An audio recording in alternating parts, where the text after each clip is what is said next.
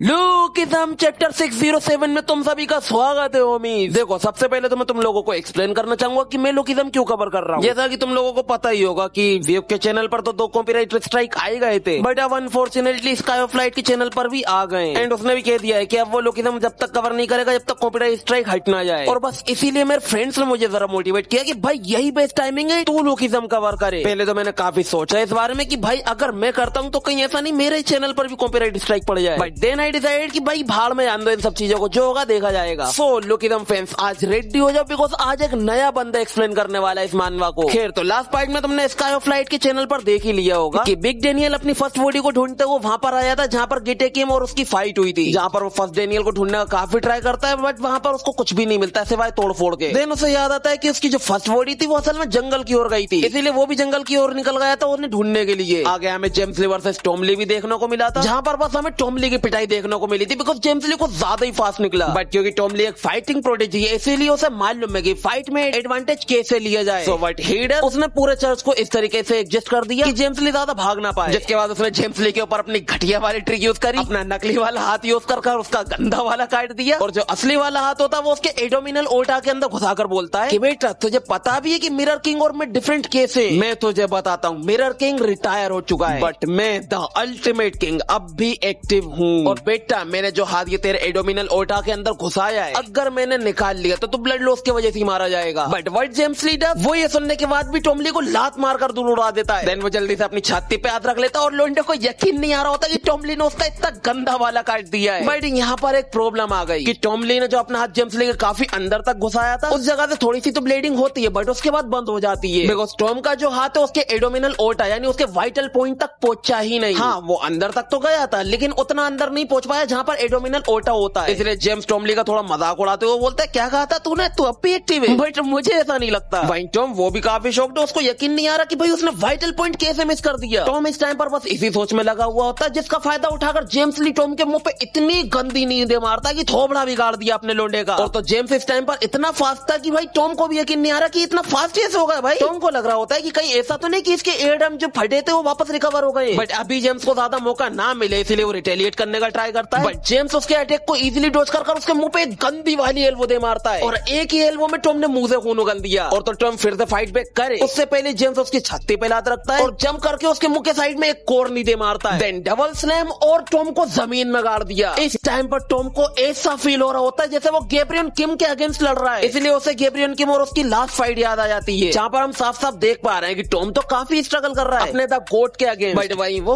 उनके फेस के एक्सप्रेशन बिल्कुल भी चेंज नहीं है। भाई ये देखकर साफ समझ में आ रहा है कि गैब्रियन किम क्या जानवर रहे होंगे। एनीवेज अभी हम वापस से आते टॉम पर और जेम्स इस टाइम पर सेतामा बन गया होता है। भाई लिटरली जैसा सेतामा ने गोरो के अगेंस्ट करा था भाई जेम्स ली टॉम के अगेंस्ट कर रहा होता है। भाई लोंडा टॉम ली का कुत्ता बना रहा होता है। भाई टॉम ली उसकी हालत इतनी खराब हो गई कि उसको इस टाइम पर वही प्रेशर फील हो रहा होता है जैसा कि गैब्रियन किम से लड़ते टाइम हुआ था। क्या मतलब है इसका, जेम्स गैब्रियन किम की टक्कर में आ गए ना? भाई मैं ना मानने वाला। और भाई मैं ये क्या देख रहा हूँ भाई अपने अल्टीमेट किंग को, इससे ज्यादा अच्छी टक्कर तो जीनून पाक ने दे दी थी। अभी हम देखते हैं कि जेम्स टॉम ली के कंधे पे हाथ रखकर उसके मुंह पे एक कोरनी दे मारने वाला होता है, बट तभी कुछ ऐसा होता है जो देखकर ये अपना स्लोचन सूंघने वाले की आंखें बढ़ जाती हैं। पहले ऐसा क्या हो गया, हम देखते हैं कि जानवर ने जेम्स ली को ऐसे पकड़ लिया होता है जैसे कि कोई बच्चे को पकड़े हो। टॉम अभी एक स्माइल करते हुए बोलता है भाई भले ही मैंने तेरे एडोमिनल ओटा को मिस कर दिया बट इससे तो इंजर्ड तो हुआ है और बस यही रीजन है कि तू इतने गुस्से में फाइट कर रहा है। और मैं तुझे बता दूं कि एक शांत जानवर से ज्यादा आसान एक गुस्सेल जानवर को पकड़ना होता है। बट तभी जेम्स उससे बोलता है क्या कहा, मैं गुस्से में हूँ? अरे ना भाई ये तो वो चीज है जो मैंने तुझसे सीखी है। ये बोलते ही वो टॉम ली के ऊपर वो अटैक यूज करता है जो कि टॉम ने उसके अगेंस्ट यूज करके उसके कान के पर्दे फाड़ दिए थे, और वही मूव यूज कर जेम्स भी टॉम के कान के पर्दे फाड़ देता है। भाई तुम टॉम की शक्ल देखो, उसने बिल्कुल भी एक्सपेक्ट नहीं किया था कि जेम्स उसी की ट्रिक उसी पे यूज कर देगा। भाई जेम्स वो अब टॉम ली को बिल्कुल भी मौका नहीं देने वाला फाइट बैक करने का, इसीलिए वो पहले तो जंप कर उसके मुंह पे एक कोरनी दे मारता है, देन एक किक और दीवार में गाड़ दिया अपने अल्टीमेट किंग को। जेम्स बोलता भाई मैंने अपना टाइम बर्बाद कर दिया, मुझे शुरू से ही अल्टीमेट किंग को हल्के में नहीं लेना चाहिए था। भाई जेम्स को ये करता हुआ देखकर जो किंग बगल में खड़े होते हैं उनके मुंह खुल जाते हैं। ओ भाई ये क्या देख लिया हमने, इस बंदे ने द अल्टीमेट किंग को हरा दिया। ओ भाई साहब। भाई जेम्स वो ये करने के बाद वहां से जाने लगता है बिकॉज उसे लग रहा होता है कि जो इंजरीज उसने अल्टीमेट किंग को देंगे तो अब ना उठने वाला अल्टीमेट किंग दोबारा से, इसलिए वो अपने लोंडो से बोलता है कि भाई इस बंदे को इज्जत के साथ उठाकर यहाँ से ले जाओ। जो सुनकर वो लोग बड़े आराम से जाने लगते हैं अपने टॉम ली को उठाने के लिए। बट अगले ही मोमेंट पे कुछ ऐसा होता भाई मैंने सोचा भी नहीं था। टॉम उन दोनों का ही मुंह फाड़ देता है भाई लिटरली। टॉम जेम्स से बोलता है साले हरामखोर क्या कहा तूने? तू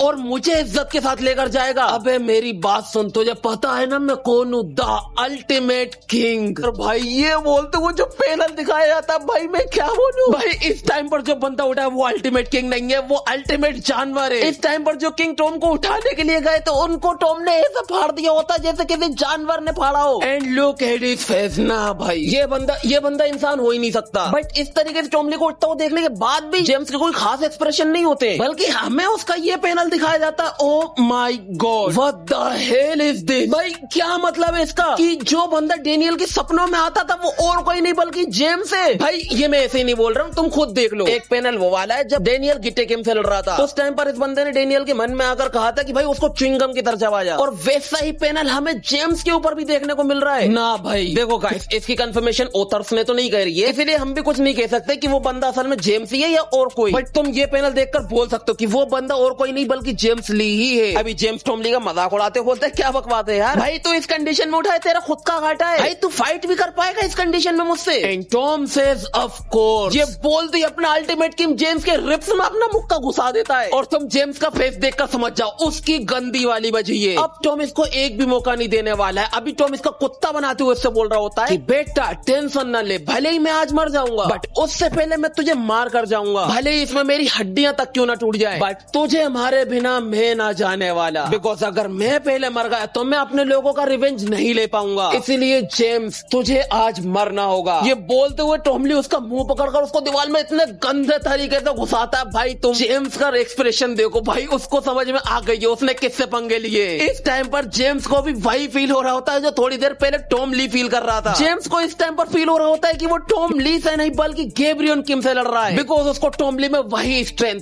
वही स्पीड, वही इंड्योरेंस और वही टेक्निक्स नजर आ रही होती हैं। अभी टॉम ली अपना हाथ ऊपर कर जेम्स के ऊपर एक अल्टीमेट टेक्निक का यूज करता है और बोलता है कि बेटा ये वो टेक्निक है जिसे खुद गैब्रियल किम तक हैंडल नहीं कर सकते, the power of ultimate king. ये बोलते टॉम ली का हाथ ऑलमोस्ट जेम्स की आंखों में ही घुसने वाला होता है। वहीं जेम्स वो कुछ नहीं करता है बल्कि वो एक स्माइल करता है और खड़ा रहता है। क्यों? बिकॉज जो अल्टीमेट किंग ने अभी अटैक किया था वो उसे मिस कर देता है। The reason is eardrum, because हमें ऑलरेडी बता दिया गया था कि ईयर ड्रम फटने के बाद कोई भी बंदा ढंग से मूवमेंट नहीं कर पाता है, और वही चीज टॉम ली के साथ भी हुई है। इस टाइम पर टॉम को बिल्कुल भी समझ में नहीं आ रहा होता कि क्या मतलब ये इस बंदे ने जानबूझ के किया, क्या इसको पता था कि मैं ये हरकत करूंगा? वहीं जेम्स वो अल्ट्रा इंस्टिंक्ट की तरह स्माइल देते हुए खड़ा होता। भाई तुम उसकी आंखें देखो, इस टाइम पर ऐसा नहीं लग रहा जैसे अल्ट्रा इंस्टिंक्ट जाग गया हो इसका। और भाई इसके बाद हमें मदर मेरी की एक स्टेचू दिखाई जाती है, एंड अगले पैनल में उसके ऊपर खून ही खून। क्या हुआ है मुझे बिल्कुल भी नहीं मालूम, बिकॉज दिखाया नहीं गया। बस इतना समझ लो कि टॉम की गंदी वाली मरी है। अभी के लिए यहाँ से सीन शिफ्ट होता है इस बंदे पर जो कि फर्स्ट जनरेशन का किंग है, किंग ऑफ टोंगयो, जिसका नाम है हाइसिक वोंग। और इस टाइम पर ये लोग वहां पर होते हैं जहाँ पर डेनियल, यूजिन और उसका भाई गिरे थे। ये किंग अभी अपने सभी पंडरों को ऑर्डर दे रहा होता है कि भाई कैसे भी करके डेनियल और यूजिन को ढूंढो। भाई एक बंदा वो चिल्लाकर बोलता है भाई वो हमें कहीं पर भी नहीं मिल रहे, वो लोग इतनी ऊंचाई से गिरे थे कि उनका जिंदा बचने का कोई ऑप्शन है ही नहीं। बट ही सेड भाई अगर ऐसा है तो फिर उनकी लाश से ढूंढो, बिकॉज मुझे किसी भी हाल में वो लोग चाहिए ही चाहिए। जो सुनने का दो लोग आपस में बातें करने लगते हैं कि भाई मुझे समझ में नहीं आ रहा, वो लोग मर चुके तो अब इनको उनकी लाशें क्यों चाहिए? एक तो वो लोग इतनी ऊंचाई से गिरे कि अगर वो लोग जिंदा बच भी गए होंगे तो भी उनकी कंडीशन ऐसी नहीं है कि वो फाइट कर पाएंगे। तब ये टकलू अपना थोड़ा सा दिमाग दौड़ाता है कि भाई एक काम करते हैं, अपन लोग ना यहाँ पर टाइम पास करते हैं, ऐसा दिखाएंगे कि अपन ढूंढ रहे हैं बट अपन का तो भाई टाइम पास होना चाहिए और कुछ नहीं। और समाओ अगर वो लोग जिंदा निकल भी गए तो वो लोग ऑलमोस्ट इसके आगे वो बंदा कुछ बोल पाता उससे पहले ही कोई उसका जबड़ा तोड़ देता है। एंड वो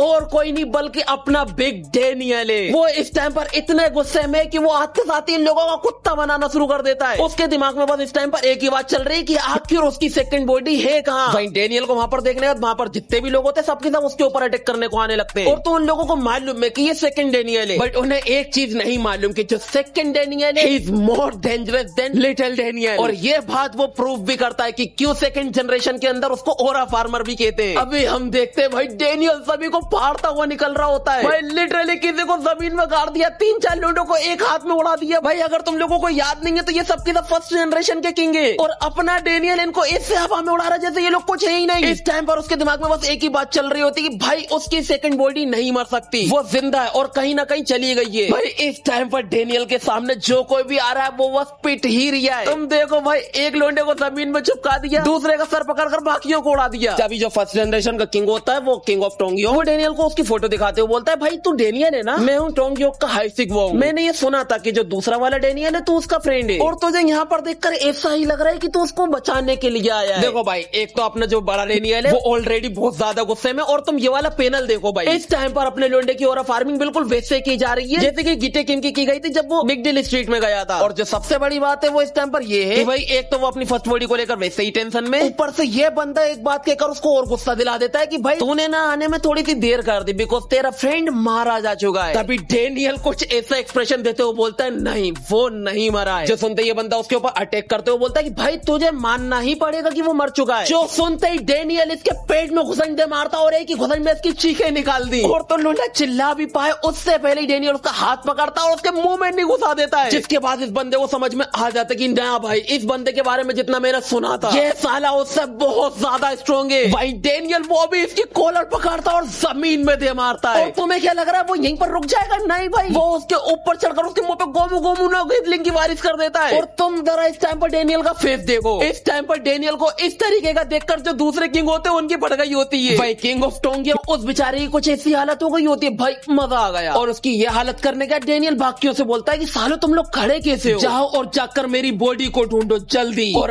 अगर तुम लोग उसे नहीं ढूंढ पाए तो आई प्रॉमिस तुम सब मारे जाओगे। And look at this baddest panel. Oh my God भाई, मजा ही आ गया भाई कसम से। भाई जब मैंने ये चैप्टर पढ़ा था ना भाई, मेरे हाथ कांप रहे थे, मैं इसको रिकॉर्ड करना चाहता था किसी भी हाल में, और यही रीजन था कि अब से मैंने लुकिज्म कवर करने का डिसाइड कर लिया है। सो लुकिज्म फैन, ये चैप्टर यहीं पर खत्म होता है, और अब मुझे तुमसे सुनना है कि मेरी एक्सप्लेनेशन तुम्हें कैसी लगी, तो कमेंट में बताना मत भूलना। और अब उन लोगों की बारी जो कि डेविल रेडेंटो हाई स्कूल के पार्ट 10 का वेट कर रहे हैं, उन लोगों को मैं बता दूं कि डेविल रेडेंटो हाई स्कूल का पार्ट 10 थोड़ा लेट हो जाएगा आने में, बिकॉज मैंने डिसाइड कर लिया है यार कि एक वीडियो के अंदर पूरा खत्म कर दो उसको, जिसके अंदर मुझे 50 के आसपास के कुछ चैप्टर्स कवर करना होंगे। अगर वीडियो 1 या 1.5 घंटे की बनती है तो मैं उसको एक ही बार में अपलोड कर दूंगा, और अगर 2 घंटे की वीडियो बनती है तो मैं उसको 2 पार्ट्स में डिवाइड कर दूंगा। तो ठीक है, अब मैं तुमसे मिलता हूँ सीधा नेक्स्ट वीडियो में, जो कि किसकी होगी मुझे नहीं मालूम, तब की तब देखा जाएगा। तब तक के लिए गुड बाय। और हाँ, हाइप का ऑप्शन दबाए बिना मत जाना।